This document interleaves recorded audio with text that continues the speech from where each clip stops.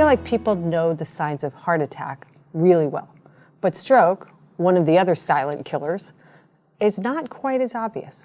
So what are the obvious signs of stroke? And then let's talk about the subtle signs of stroke. So first, obvious. So the American Heart and Stroke Association talks about FAST, fast, facial drooping, arm weakness, speech slurring, and T is time.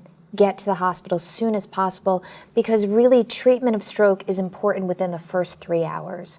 So those are the classic, typical signs. And let me just say though, with some of those signs, I know with my father, when he had his stroke, he wasn't aware it was happening. He was on the phone with somebody who heard him slurring.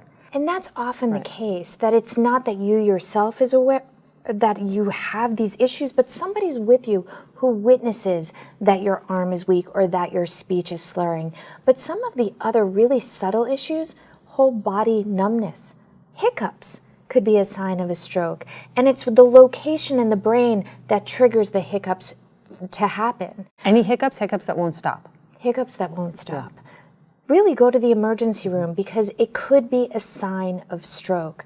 But also having dizziness, weakness, numbness, these are other signs that a stroke is impending. How about just a sudden headache? Is that a stroke, or is that generally actually not a stroke? It depends on the headache. If you have a really bad headache with these other symptoms that we talked about, you really have to think of stroke as being one of the reasons.